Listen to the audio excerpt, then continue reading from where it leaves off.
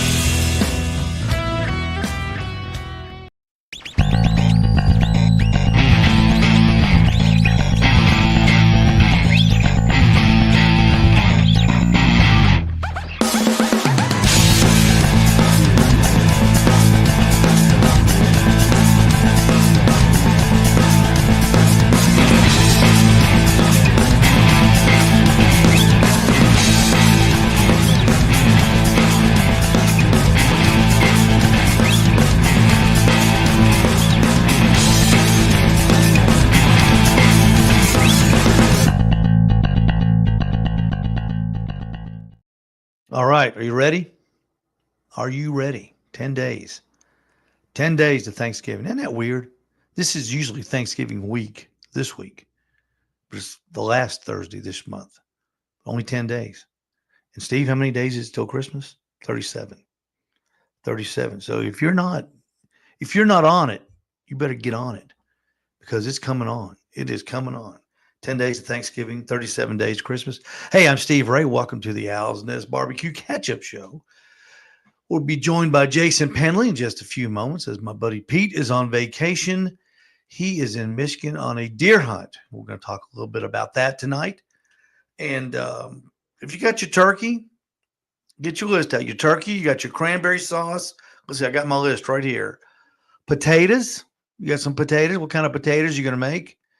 I like au gratin potatoes. If you invite me to your house for Thanksgiving, have au gratin potatoes. I like those. And what kind of rolls are you going to have? Are you going to have biscuits? I like those little puffy rolls. I can't remember it's got a woman's name on it, Miss something or others. And you just heat them and man, they're delicious. So are you going to have biscuits? You're going to have croissants. Croissants are big. And what about Christmas? Are you going to stick with the turkey? Or are you going to go with a beef tenderloin? Ooh, beef tenderloin. That's strong there. Or prime rib, my favorite, prime rib. How are you going to cook that prime rib? You're going to just salt, pepper it. You're going to put some slather on it. You got a lot of decisions to make. Are you going to have a ham? Are you going to buy one of those pre-smoked hams? Or are you going to get one of those hams that are, a fresh ham where you have to cure it yourself? I've made those the last 2 years. Boy, they're good. They are really good. That room in the refrigerator in your house is going to be premium prime real estate soon, getting anything in there, guys. If you want to bring home any beer, you're not going to have a place to put it because your wife's going to have that refrigerator full of stuff. So make sure you get that outside refrigerator ready to go. And I'm going to tell you that refrigerator you have in the garage, I think you get nasty. I know I have one. And you got to watch it. So make sure you go down there this week and open that door and just, make sure you go look in there because you never know if the Kentucky Fried Chicken from the 4th of July is going to still be in there or if somebody put some extra chicken in there and they forgot all about it on Memorial Day, it's going to be in there and it's going to be rancid. So make sure you check that outdoor refrigerator. Just give me some checklifting. Pete, like I said, Pete has gone to Michigan. He's on a deer hunt. He sent us some pictures. Here we got one. Let's see. Here's one he killed. He killed a deer. He killed a deer right there. There's his obligatory picture with it. And here's one that's a little close up. And he looks like a hunter, doesn't he? He looks like a hunter. He said that there was 23 deer that passed him the other day in this place where he's at. And he said 30 turkeys came by. And I said, where in the world are you hunting? I said, take a picture of this place for me. So he took a picture of it, and he sent it to me. There it is. He's hunting at a petting farm up in Michigan. No, he's not. But I thought that was kind of cute. But he said, "Man, there's deer and wildlife everywhere." So Pete, we miss you, and we can't wait for you to get back. And good luck to you. And he says he's going to go try to get another deer tomorrow. So I'm sure we'll be having a show in the future featuring Jason. What parts of the deer they eat? The what they think the Tenderloin. strap, Back strap. the back strap. Do you Yep. eat that stuff? Absolutely. Do you like it? I love it. Really? Yep. Do you kill deer too? I don't hunt near as much now as I used to. I deer hunted all my life with my dad. I mean, he literally had me in the woods before I could walk, pretty much. And Really? then, oh yeah, and then I killed. I don't know whether you call it a once in a lifetime deer. I killed my personal best buck a few years ago, and I was like, what's next? And then I started scuba diving, and I really like scuba diving, and I kind of just quit deer hunting. It's Jason Penley, our guest host tonight. He is the Owl's Nest Barbecue handyman, the barbecue handyman. If you need it built, Jason can get the job done for you. Let's see who's watching already. Jason, Daddy Dutch Barbecue. Good evening, gents. Daddy Dutch, good to hear from you. Perry Collins, we just talked with him. Good evening. Daddy Dutch says, I've already cooked 68 turkeys this week. 3 more to go. 68. Man, Not even Thanksgiving. darn. Do you cook them and wrap them up, Dutch? Is that what you do? You put them in the refrigerator? They keep 10 days, Jason? I guess. That'd be pushing it, I would think. Yeah, I would think. Maybe they're slicing them and freezing them or something. I don't know. Or maybe everybody's having some get-togethers early. I don't know. Maybe he'll let us know. Steve Davidson saying hello. Steve Davidson says, hello, Jason.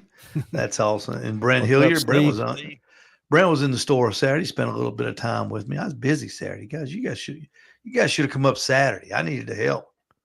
Sold 2 grills Saturday and a bunch Nice. of stuff. It was a really good day, and we appreciate everybody being there. But the day to be there, Jason, is going to be this Saturday. I plan on it. You going to be there? I'm going to be there. I'm counting on you. We're having our holiday open house at Owl's Nest Barbecue.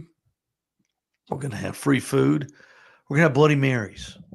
You know that we got that Bloody Mary mix. I've been wanting to try that Bloody Mary mix. Oh, Jason, it's good. There's a couple people have already come back and bought it again.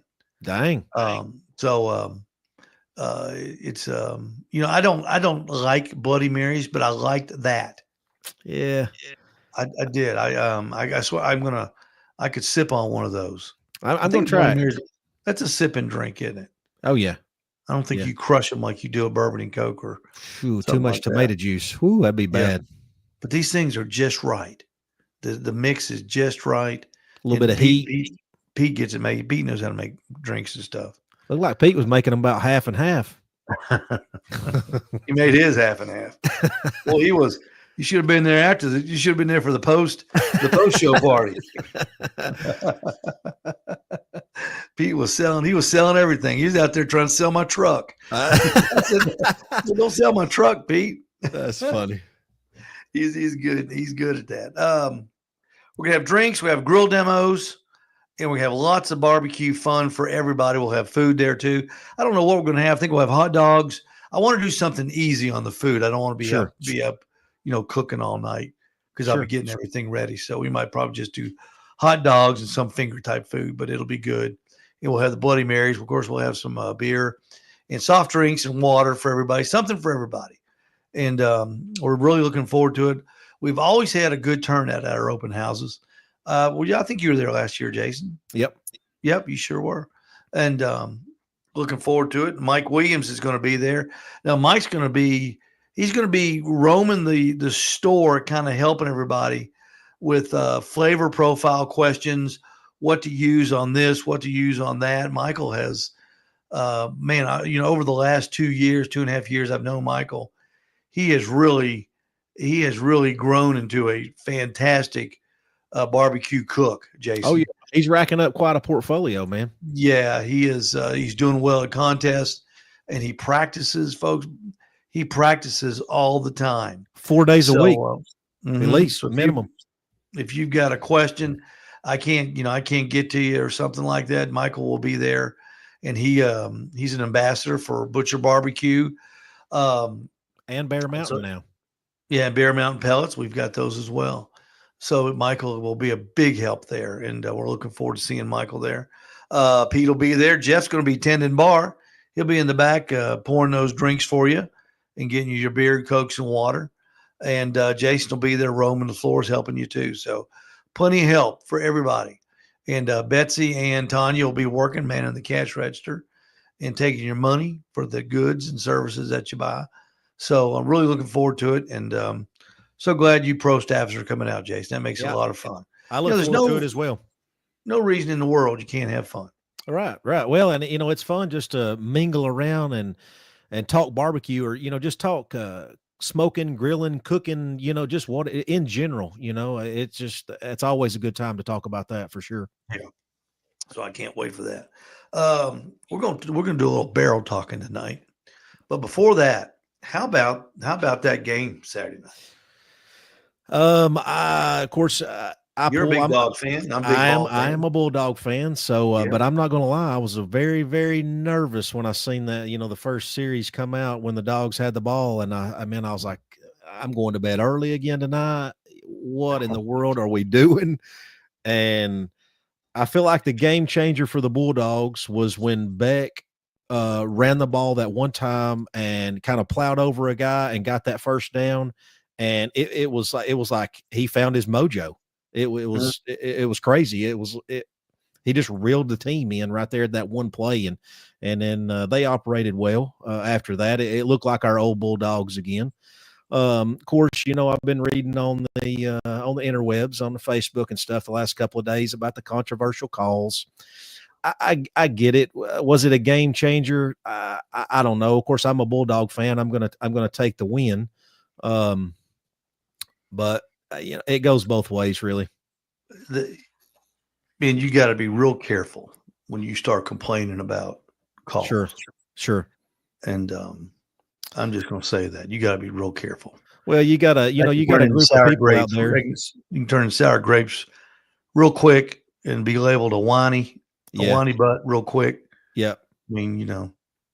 I mean, losses are tough. We've got 2 on us for this year. Alabama and Ole Miss has beat us, and it's tough, especially when you're having a good year or when you're expected to have a good year. But what I was going to say is, you've got that group of people out there that it's always the officiating. It's us against the refs. Can't beat both teams, and I get it. It's college football has really been turned on its head the last couple of years for sure. And these guys, they're like NFL refs. They're not full-time refs. Right. Most of them are lawyers. Yeah. Attorneys, contractors, work all kinds of. And I don't know how you fix it. It's unless you put some kind of camera AI out there that's monitoring every play, that's, every angle of every play, you're going to have human error, anytime the human eye is involved. Well, I think the pollsters were, Tennessee hadn't gotten a whole lot of respect this year, I don't think. And then I think the pollsters were very respectful to us, only moving us to 10th.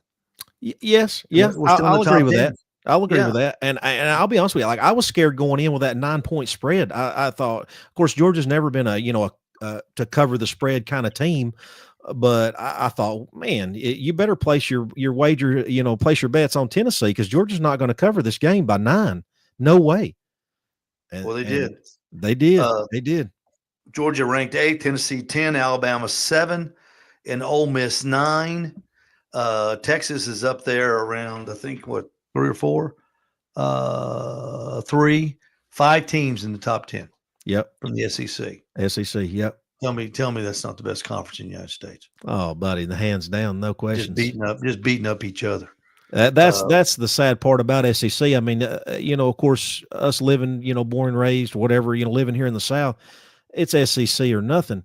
But really, we beat up on ourselves. Every SEC team beats up on another one all year long until it comes down to the end, and then we're just, we're bruised and battered, and when we've got to play somebody else, so it makes it tough. But man, it's hard to beat some good SEC football, that's for sure.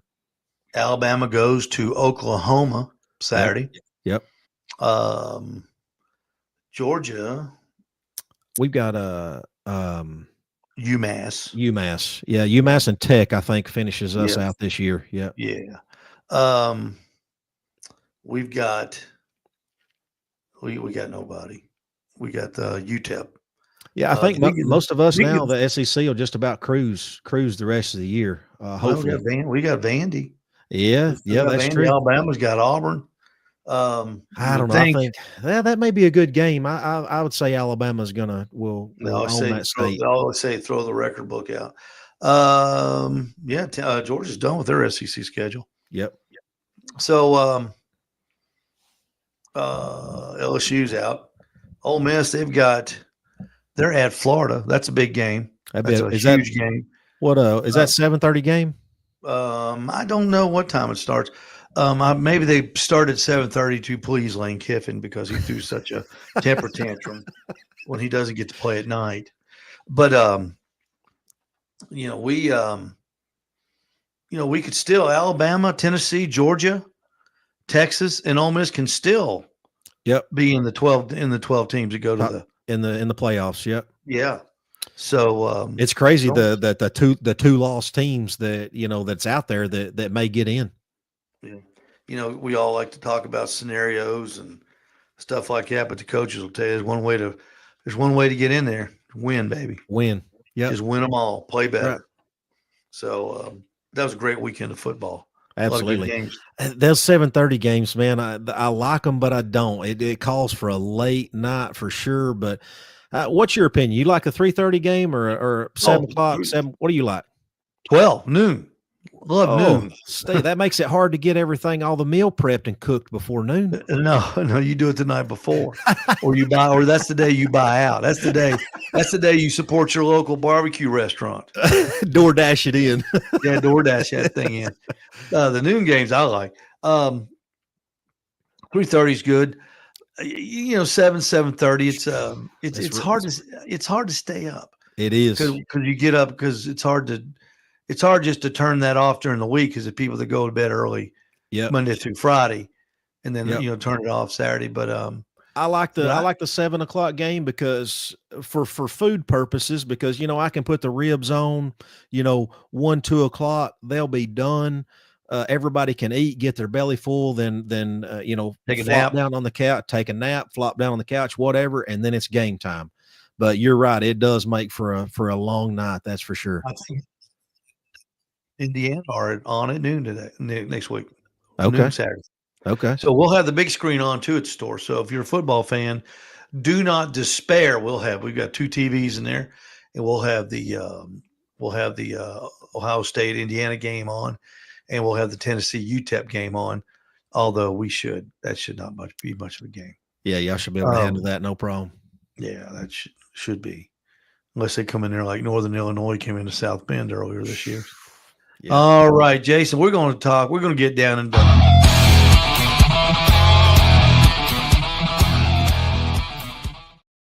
Tonight, it's all about the barrels. I have never seen a product, Jason, that has made such a comeback as barrels. I'm talking about the pit barrel cookers, Gateway drums, the drums that you've made, and we're going to talk about those. People, I think, are wanting to turn back to a charcoal taste. Number one, don't you think? Absolutely, yes. And there's nothing better than a barrel to get that. Correct. Because you're cooking over charcoal, you're cooking over wood chunks. You're cooking right over the fire. Yep. You get a great tasting food. You can cook it a lot quicker. You got to be a little more attentive, Yep. because we've been, let's face it, last 3.5 years, we've all been cooking on pellet cookers. Yeah. And we're pretty lazy now, You're right. You're right. The pork butt's been on the cooker for 3 hours. I better get up and check it. Get up and spritz it. Like, oh yeah, or worse yet, you just look at your phone and go, oh, okay, that's the temperature. Okay. You don't want to do that with a drum. No, we're all getting kind of lazy. But we're going to talk about the pit barrel. But first, I want to talk about this really cool drum that you have invented. Here it is. Let's talk about this. What was there it is right there. Tell me, what's your inspiration for this thing? Well, I mean, to be honest with you, it's not necessarily my invention. The ugly drum smoker has been around for a long time. UDS. Of course, you've got your Gateways, you've got your Hunsakers, and there's multiple different your pit barrels. You got different manufacturers out there, but you know me, you call me the handyman. If I see something like that, I'm gonna brainstorm on it. I'm gonna find the product that I need, the materials that I need, and I'm gonna attempt to do it myself. It may fail, it may fall on its face. But I'll be honest with you, so far I have been very, very pleased at how these turned out.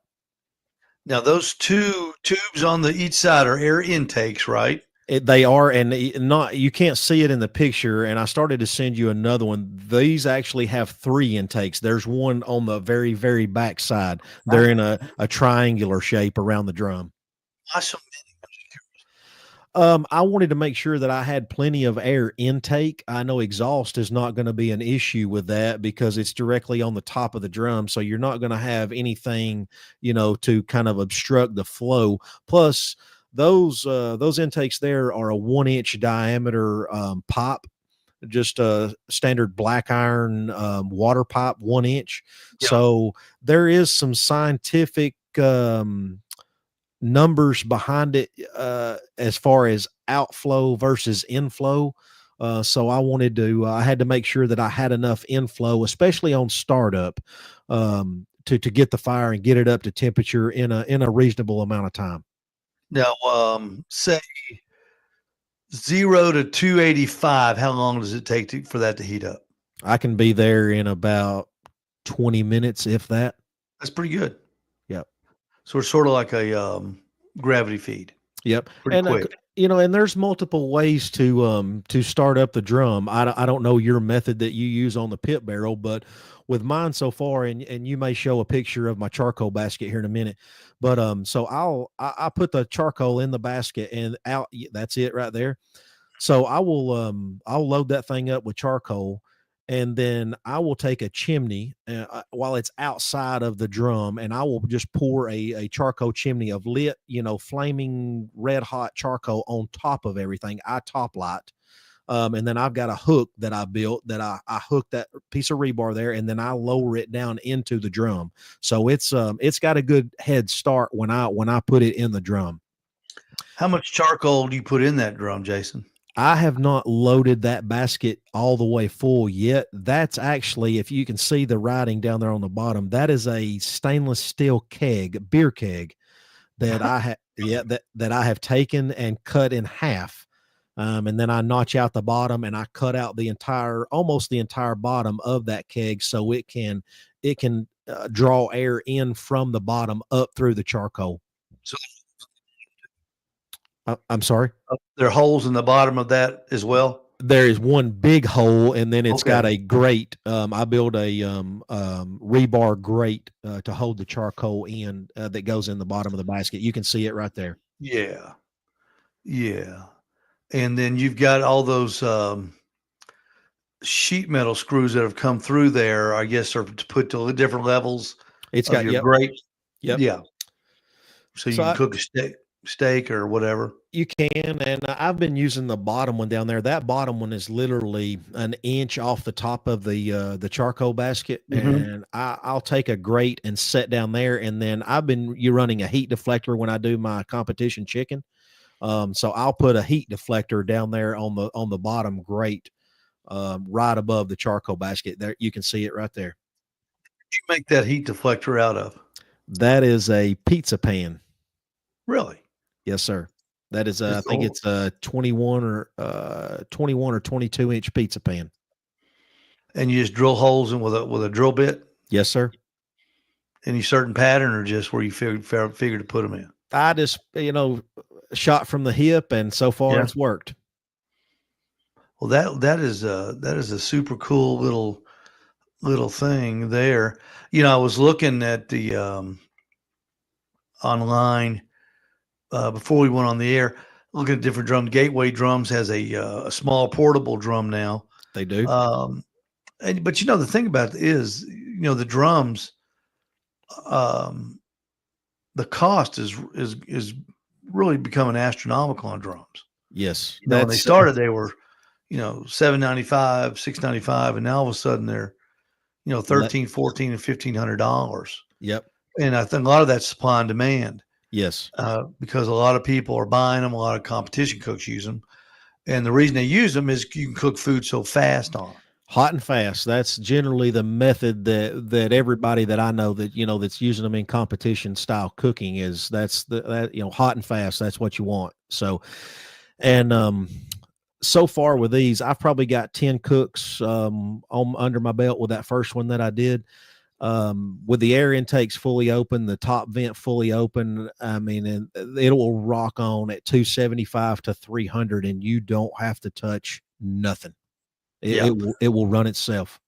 Yeah, the pit barrels are built similar to that. They don't have the pipes on the side. They just got the intake in the bottom. Right. And they have 3 or 6 holes on the two or 6 holes, depending on which model on the top, which lets the air out. You kind of regulate the air more on the top than you do the bottom. But it's they're quick to light. They're efficient. Yep. They burn. It's amazing how long they burn. Oh yeah, I'm going to do some tests on mine when I get a chance and get caught up with some of this side projects that I got going on. I haven't even tested to see how much charcoal, as far as pound wise, how many bags of charcoal I can put in it.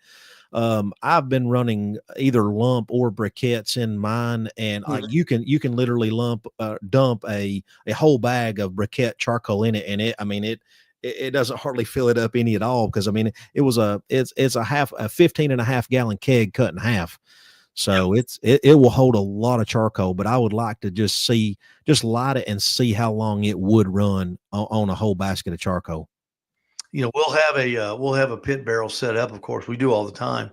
We'll have one set up Saturday at the store, and Jason can run that just as easy. He can run one of his. He'll show you how to load it up and how to light it. It's a top light situation, just like yours is, Jason. And the food and the way the pit barrel works, you can't hang food on yours, can you? Or you don't have it rigged to hang food, right? I don't have it rigged yet. It's coming. I've got a loop that I'm going to build that will lay right on top of those the bolts that's sticking through, and then it will have some cross pieces, and it will do it. Of course, I don't hang anything I've just used mine for competition stuff so far. But I want to build a hanging system just to play around with it. Yeah. Well, especially hanging ribs, it's really cool. And believe it or not, hanging a brisket is that you talk about if you want a genuine Texas tasting brisket, that's one way to get it easy. Yep. Without having to buy an offset or something like that, put it in a barrel. And now the pit barrel, it'll go, you'll need about a half a bag of charcoal total. That's all you'll need. Gotcha. And on that one, you'll cook for like 8 to 12 hours on it. Yep. It's amazing. It's amazing how efficient these things are. Yeah. It's a drum. It's not, they're not insulated. There's, they're just your basics, but it is crazy. They're so efficient on how they use fuel. It's amazing. And, Jason, they look intimidating at first when you if you're talking to somebody and they're looking at, they say, they're at a store, say, and you're saying, okay, here's your barrel, here's your charcoal basket, there's your diverter plate, there's your charcoal basket sitting on the bottom, and you got to pull that out and fill it up. And it sounds like it might be scary, but it's not. Correct. It's so easy. It's super easy. It is. Yeah. Yep. And once you get it started, it is there's zero maintenance as far as like a stick burner. You don't have to sit there and you got to tend it, but you don't have to sit there and throw fuel into it and worry and try to regulate it. There's no tending this drum or your drums or any drum that I've had experience with. They will literally run themselves. You set your temperature, you put your meat on there, you do a little mathematics, and you figure, okay, a 8-pound pork butt, we're running 285. So on the drum, it'll go 285, 315, 285, 315, depending. So in 7 hours you can have a pork butt done. Yep. So it's pretty fast. Yep. No reason to be cooking them 13, 14 hours. No. And you'll have a pork butt that's done in 7, 8 hours that tastes fantastic. Yep. The thing I like about them, I mean, of course, an offset pit, it's hard to beat that, the old school offset wood flavor, smoke flavor that you get from an offset. But to me, like where a barrel benefits or a drum benefits is your live fire cooking over those coals. I mean, that picture's got the diverter, my heat deflector played in, but you take that out, those juices that's rendering out of that meat, whether it's chicken, ribs, pork butt, brisket, it doesn't, whatever juice is rendering out of that meat is dripping right down onto those red hot coals, and it creates that chemical reaction, whatever it does, and it comes right back up into the meat and just impregnates that meat with that charcoal, that char smoke flavor, and it's hard to beat. It really is.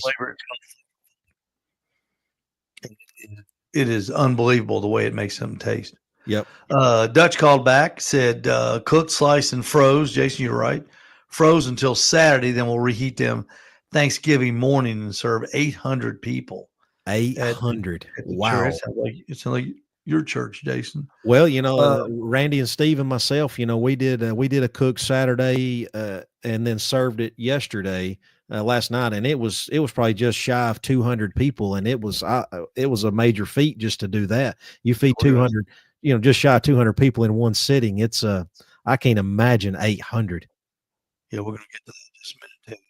Brent says we can't overlook Vandy next week. We can.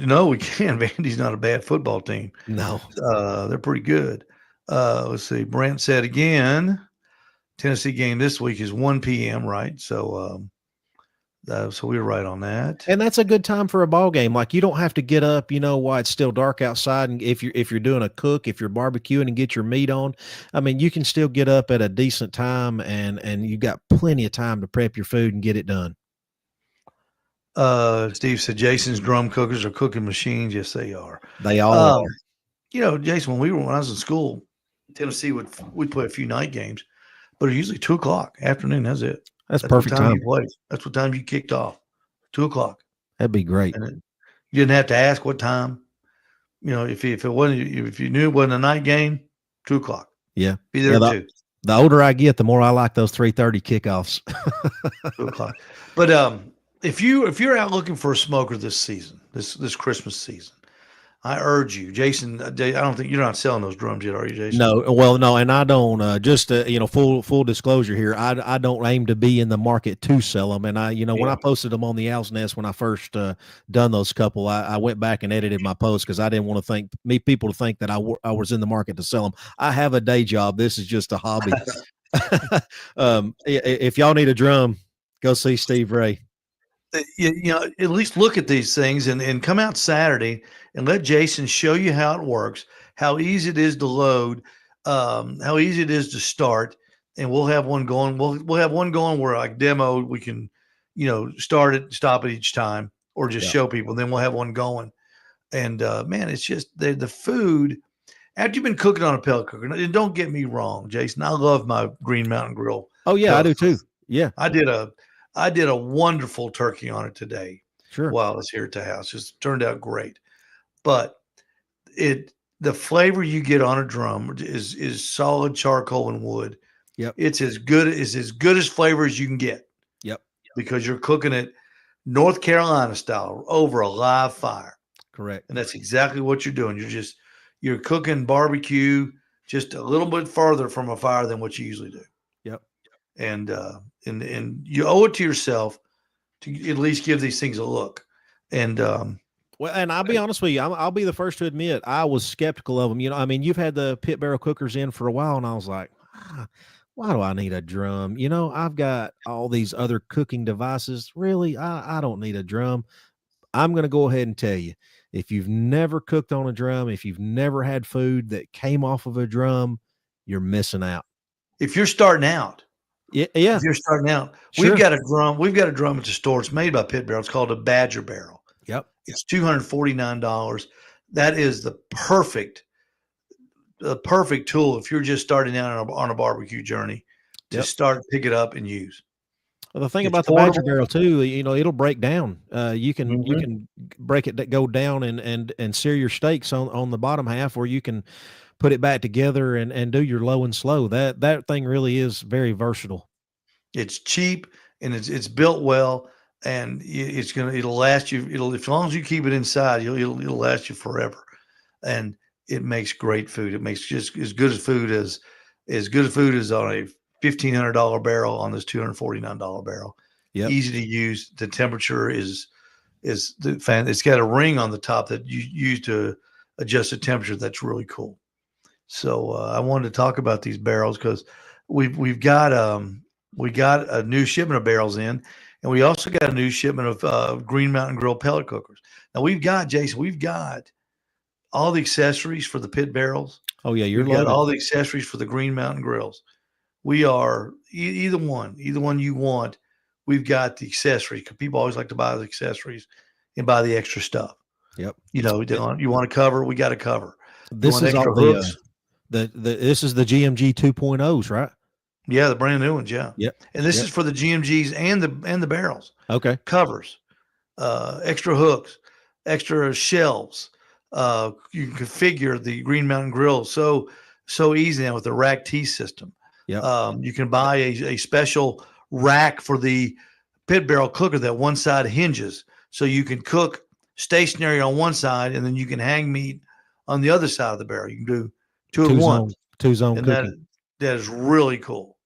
That is really cool. That So the pizza attachment, the I'm drawing a blank for the GMGs. That's the a pizza oven. pizza oven. Yeah. That's a nice little accessory right there. I don't know. Your if brother-in-law people- got one of those, didn't he? He did, yep. And I borrowed it and used it here. They're pretty neat. They set right down over the fire pot, and that fire pot down there is just, you know, feeding heat right to that the stone in there where you set your pizza, and it's very efficient. You get that the wood, you know, smoke flavor on your pizza with the efficiency of a pellet grill. I mean, you just start your pellet grill like normal, and with the pizza It oven in takes there. about 2.5-3 minutes to do a pizza. Yep, it's not long at all. It's amazing. Yep. Just like one of those brick oven grills. Yep. Before we get to the pictures, Jason, I want to remind everybody we got all kinds of brines. We got more brines in. We went over them on Saturday on the 20 at 10 show. There's Pete and Sean in front of the people. We've got twice as many brines now as that. Wow. Twice as many. So, and there's a picture. There's the Peak with all the different rack systems on it. We saw that ad earlier in the show. So we are ready. We are ready for Saturday. I cannot wait to see everybody come out there. We're going to have food, drinks. We're going to have a lot of fun. And we have football on the TV. And I think the weather is going to be a little bit cool. So that'll even make it more fallish and ready to spring into the Thanksgiving and Christmas seasons, which are usually everybody's favorite seasons. It's a great time of year, man. You know, Thanksgiving is a bigger holiday than Christmas now. I enjoy it. Yeah. I enjoy it. You know, Christmas to me's kind of got a commercialized in a way. Well, you only get one day off. You get True. Christmas Day off. We usually take Christmas Eve. Right. Well, most people work till 12 on Christmas Eve. Yeah. You know, all the offices and stuff. It's definitely not the same anymore for sure. No, remember, it used to be 15 days. Yep. You can do nothing for 15 days around Christmas. Yeah, everybody used to shut down pretty much the whole end of the year. Not anymore. All right, here we go. All right. we got a boatload of pictures. So that we're gonna. That's This good, man. That's yeah, good. this is going Everybody's to be a great. participating. I even This seen. is Yeah, that's what I was fixing to mention. Yeah, this is Brandon Missildine. Do you know him, Jason? I do. Yeah, that's my buddy, my camera dude. Oh, okay. That's that brand. I didn't know Brandon's last name. Yeah. Look at that New York strip. Look at those flavor stripes on it. Yep. And let's see, where did he? So I don't know. I haven't talked to Brandon since he posted this picture, but Brandon's been trying to kind of perfect the reverse sear. Brandon has a pellet cooker and a kettle. So Brandon's been trying to do the reverse sear on the pellet grill, and then throw it over on a hot kettle to get that sear, which I'm guessing that's what he done here. There you go. Mission accomplished. Yep. Look at that. That thing is perfect. And look at that. Look at the color. That is coast to coast color on that. That's right. Yep. And that's top to bottom, side to side. And that's what you're looking for right there. Yep. That is a perfectly cooked steak. Yep. You couldn't get a steak like that at Ruth. Well, you eat Ruth Chris, you could. I'd rather eat at home. But Brandon, that's a fantastic job. Keep posting those pictures, man. That's a talent that you got it. Billy posted this one last week after the deadline, so I wanted to get it on. This does a big old pork butt. It looks like about a 10-pound pork butt. It's a big boy. Yeah, look at those baked potatoes he's got around. There ain't nothing better. I have not tried potatoes on my drum cooker. I may have to try that. Well, don't hang it. I did that. I made that mistake one time. I hung two. Right. I hung two, and I ended up putting two in the microwave. They go boop. They go right down to the bottom. Yep. They get soft and go right to the bottom. Here's this guy. Look at this guy here. Oh. Jason, you're like me. I like filet mignon. Oh, buddy. A lot of people don't like it. That's my favorite cut next to a New York strip. Yeah, I like a ribeye. Fat means flavor to me with a steak, but it's hard to beat the tenderness of a good filet. I like a filet better than a ribeye. And there it is done. Look at those flavors. Real great flavor stripes. Look at those French fries, Jason. You nailed those. Thank you. I kind of double fried them. I left them in there for a few minutes, and then I take them out of the oil and let them set for a few minutes and kind of dry off a little bit, and then drop them back down in there. Those look like those Oritas. Are those Oritas? They sure are. Yeah, you can't beat that Orita. That's a good looking fry. Now now Jason, this is what I wanted to talk to you about. Now, you're a grown man, okay? Now you know where I'm going with this. Well, I don't know. Look at this. Look at this. Yeah, that looks like when I was a child and my dad used to cut my steak up for me. You remember when we were kids? Your dad and mom would cut the steak all up for you, and then you'd eat it. Unlike an adult that cuts it once, takes a bite, then cuts it again. I can't do that. Are you serious? I am very serious. I do not even take a bite of a steak until I get it completely cut up. That is your method. You cut it all up. That is hilarious. I was sitting at the bar at Texas Roadhouse in Augusta, Georgia, not too long ago, minding my own business, eating my steak. And a gentleman next to me, he just out of the blue, he said, "I've sat here and watched you." He said, "You are a very patient man." I said, "What do you mean?" He said, "You have cut your entire steak up without taking one single bite." And I said, "That's just how I roll. I do it every time." Oh, that is so funny. Look at it. I saw that and I went, "Oh my gosh!" And what made that even funnier? Pete and I were eating a steak at the store the other day, and he did the same thing. Well, I said, "What are you doing?" I said, "Are you a child?" Well, here's my theory. Here's my theory. So if I'm sitting here and I have to cut a piece and take a bite, then I have to wait on the next bite while I cut another piece. So my theory is when I get it all cut up, it's game on. It's time to party. I'm gonna hammer down. I don't have to wait. It's go time. How do you hold your fork? Like this? No, I don't. Yeah. I got a friend holds his pork like this. Yeah, I got here's Jonathan Edwards. Well, I think we talked about that turkey last week. Look at that turkey, That is Jason. That is beautiful. That is I some tried beautiful to color. I tried to replicate that today, and you'll notice that the picture's not on here. So it was an epic fail. The turkey Oh. tasted good, but it didn't look as good as Jonathan's. That is a beautiful turkey. I would be interested to know what cooker, what style that Jonathan used to acquire that color. Do you know what he uses? He uses an assassin Ah, pellet cooker, okay. and he uses the that Lane's brine is in the brine kit, and we've got those. Okay. And he uses the signature rub, and he uses that bottle back there is called Captain Rodney's.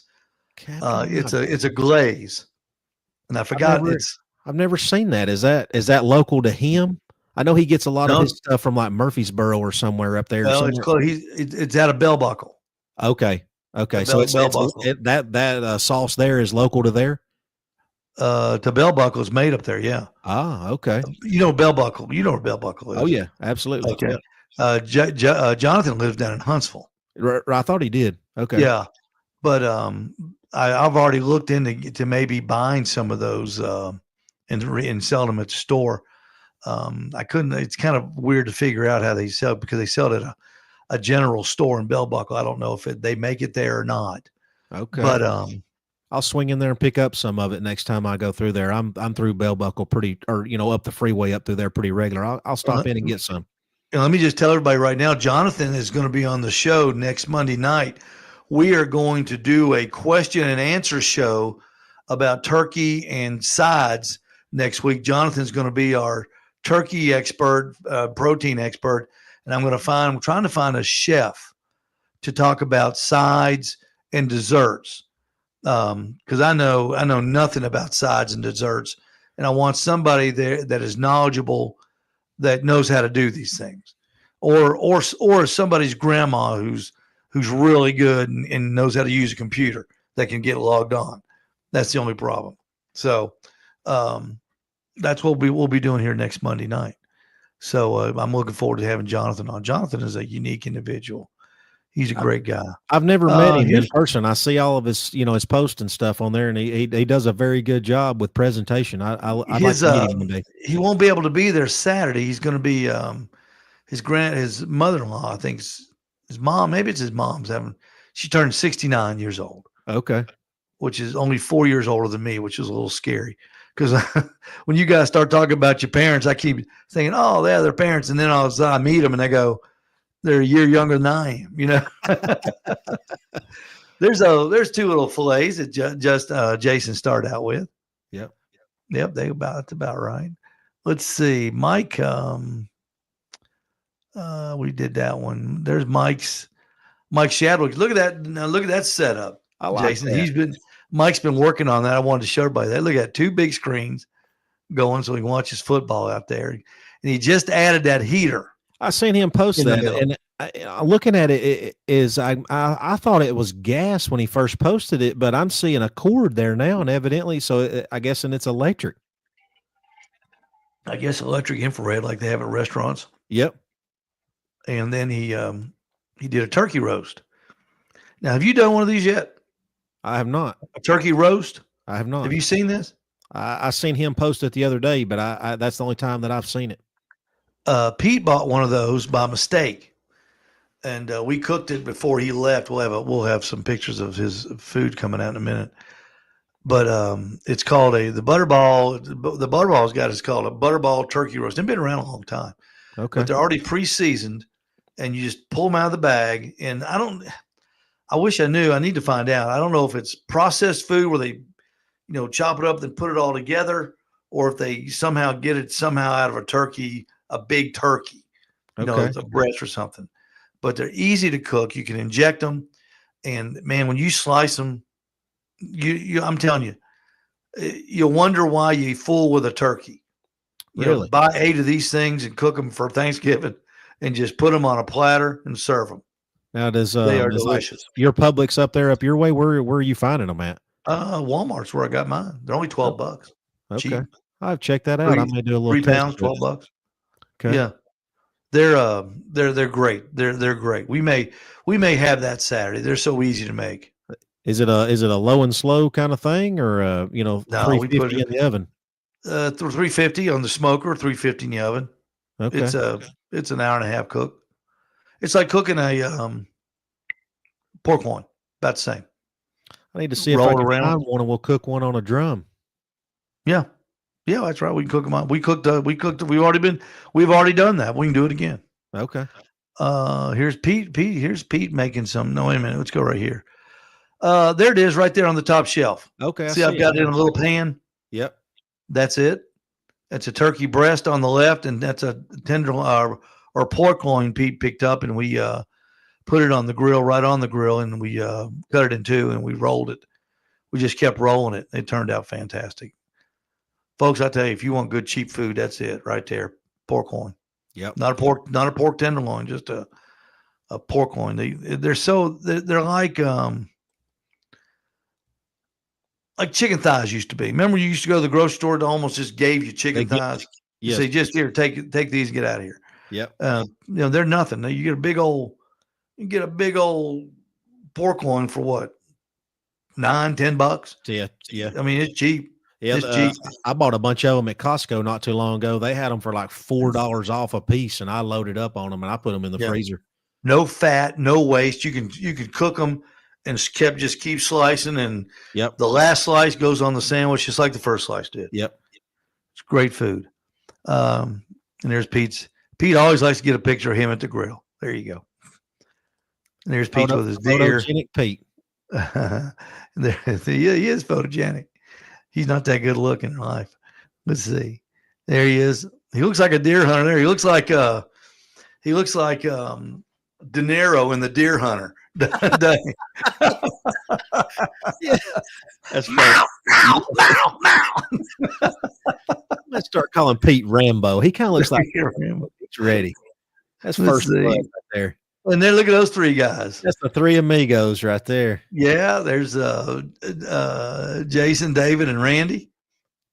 Or Steve. Jason, Steve, and Randy, yeah. And that's what you guys are cooking. Now tell me about these hams, Jason. They turned out fantastic, to be honest with you. What kind are they? I have no idea. They restaurant supply.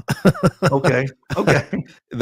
They were not. They were just whole hams. They weren't spiral cut. They weren't. They weren't Berkshire. They weren't. Nothing special. But they were already cooked, though, right? They were already cooked. We just put smoke on them and then put a glaze on top of them. And what'd you use for glaze? So this time we did Blues Hog, the raspberry chipotle with apple jelly, and heated it up on the smoker and poured it on them. And it was it's very good, very good. Yeah, I was really surprised. They took smoke and took color really well. Well, they look absolutely delicious. They really look good. I mean, the sun. That's the is that the Southern Q? No, that's my old country. Yeah, it's your old country. Okay. That man, that's a great shot right there. I love it. Thomas Damon got some this is schnitzel. Looks like breaded schnitzel. I think in schnitzel pork. Yeah, I believe so. Yeah. I went to Germany in the 90s. I spent 6 weeks in Frankfurt, and I'm a big fan of Wiener Schnitzel. Mm-hmm. Is it good? I love it. That looks like something breaded. I bet I'm pretty sure it's pork. Yeah, there's a little restaurant over in Helen, Georgia, that's got a really good schnitzel dish. Mm-hmm. I think I would like that. I think it looks pretty good. Let's see. Now here is. Now look at that thing. I see. Did you see that when I posted that? Listen, if the tire store doesn't work out and the barbecue store doesn't work out, Waffle House will take you in. No, I'll be up there at that Hampton Inn, making those omelets there right up front. I'll be that guy. What do you want in an omelet? Shaking that pan. What do you want? That's right. Flip. I had been working on omelets for years. I finally got. I got some good pans. It's all in the pan. Yep. You got to have the right pan. Yep. And I bought some of those Ninja pans. Yeah. And those things, that's what you need to get if you want to make omelets. Those things, a fly can't land on that thing. It just goes, whoa. They're slick. They are slick. And man, that when you work that pan, that thing, you flip that thing and pop, man, it just pops right over there. So it almost looks like a pierogi if you didn't know it. That's what I thought it was to start with. Mm-hmm. That is a omelet. That's a cheese omelet. You need to get you one of those milkshake mixers like they got at the Waffle House, where you stick it up under there and fluff that egg up real good. Where it's you can't do that. Oh, you can, but you can't make a flat one. I like making the flat ones. Right. You got to keep the air out of it. See, when you do one like that, I put 3 eggs in. I just barely move them around in the mixer first. Okay. And then when I put them in there, it's real thin. Yeah. When you start putting air in them and stuff, they fluff up. Yep. But those, I tell you what, those Waffle House, those Waffle House, that's pretty good. Ham and cheese omelets. Yeah. Oh, hash browns on the side. Can't beat it. And that's where Pete went hunting this week. He said he shot 17 deer one day. I've heard of fishing in a barrel, but man, he's hunting at the petting zoo. It made 7 3-year-olds cry. Pete, man, you ought to be ashamed. Mommy, is he going to kill Bambi again? Yes, I hope he's watching. No, he is. He'll see it. Jason, thank you so much. Let's see. Man. We got one more. Let's see. Brent said, not seen those roasts before. Nobody has seen those turkey roasts. Now, when I was a kid, my mom used to get them it was a aluminum pan that had one of those cardboard tops on it. You know what I'm talking about?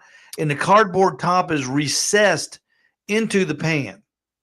And it had the turkey roast in it? And the turkey roast was in it. And when she would cook it, she'd take that cardboard top off the top and she'd cook it in the oven in that pan. And then when it was done, she'd just flip it. And it was just like looked like a pork loin, but it was turkey. I guess they get turkey parts and smoosh them together somehow and keep them together. I've never seen that before. But I'm telling you, if you'll throw away that turkey, if you have a bunch of people over Thursday for Thanksgiving, you'll end up cooking, 16 of those things and just slicing them. I'm gonna go get me one now. I'm gonna go tomorrow and get me one. Oh, they're great. I may go to Walmart tonight. It's just 8:00. I may go get one tonight. It's in the frozen, where they have all those frozen turkeys. They're in there. It's a big old bin of them. Big old bin. And comes in a little yellow thing that says Butterball on it. You know what they look like? Yeah. I've got one. I'll cook one tomorrow too at the station. I got one in the thing. Hey, while you're there, Butterball just came out with a frozen turkey in a bag. Have you seen that? No. That is the biggest thing. I was watching Greg Rempe's show last Tuesday. I got to look that up. And he had a guy on there, and they were talking turkey methods. And this guy said the best way to cook your turkey is put it on there frozen. I'm not kidding. This is oven. They're cooking it in a bag in the oven. Not in a bag. You take it out of the bag. It comes in a bag. Oh, okay. But it's frozen. You take it out of the bag and just put it in there. I don't know if they've done something to this turkey, if they've injected it beforehand or what. Okay. They may have injected it. And you just put it in there frozen. I can't wait to get one. So it's a Butterball. What comes in a blue bag and it's like a suitcase bag.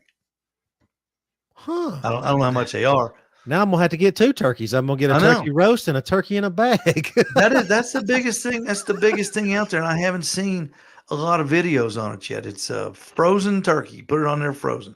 And everybody's done that. I mean, I've cooked a turkey when it was, 3/4 frozen. Sure. Because I had to get going. Gotta go. But, but I didn't think anything of it. And it turned out fine. So and they got them at the old Walmart too? I guess I just saw the ad. I'm sure Walmart's got it. I'm sure. Hey, I just pulled this up. You were talking about rolls a while ago. Yeah. Sister Schubert's is. That's it. Okay. Yeah. So there's another one that we really, really like. It takes a little bit more work, They're called Rhodes, Rhodes, Rhodes Mhm. rolls. I had them pulled up and I've done clicked off of it. Right here they are. They take a little more time. Okay. You gotta set them out the way my wife does it. They're frozen. They'll be little roll balls in a bag. You set them out on your sheet pan. Then you spray them with a little cooking spray. Then you saran wrap over the top of them, and you let them sit. They have to rise Oh, for like a few hours. You got to start them that morning, and they are fantastic. well, Jason, if your wife is using them because she is a bread expert, Yep. she Speaking of is. that, she just made some sourdough yesterday. Some Oh, more. bring me some. Bring me some. All right. Save some for Saturday. Bring it down Saturday. I'll bring a loaf Saturday. I think I she's got a got big. some more I stuff in got a there. big. I got a big thing of that old country crock butter in there. So We'll this she just we'll made throw it in. yesterday is a soft, it's a sandwich style sourdough. You know, normally a sourdough's got that kind of that hard crust on the Yeah. outside of it. Mhm. This is a soft sourdough that's for sandwiches. Oh, that sounds good. That sounds real good. Well, Jason, thank you so much for filling in for Pete. Yeah, man. We appreciate it. We'll see you on Saturday, and I hope to see everybody on Saturday at the Owl's Nest Barbecue Holiday Open House. It starts at 11:30. We close at 3, but we'll go. We'll just go until everybody's had fun. Everybody's bought something. And now this isn't the deal where let's go down to Steve's and eat his food and drink his Bloody Marys and then get out of there and go to Walmart and shop. This Dine is and dash. you got to get that wallet out, baby. This is just pretend like it's a St. Jude offering or something like that. You got to get that cash out. You got to get that cash out. It's set for St. Steve this time. All right. So Sounds we're going to good. get out of here. Jason, thank you so much. Thank you for And having we me. will see you Saturday. We hope to see everybody Saturday right at the Owl's Nest Barbecue store in Ottawa. People on the product. And I think for us, we've had some really good retailers. We were just talking about one today that came on with us, Owl's Nest Barbecue. He's awesome. But he sold a lot of product, but he's passionate about it. Yep. He talks about it. He educates his people, his staff, everybody on it.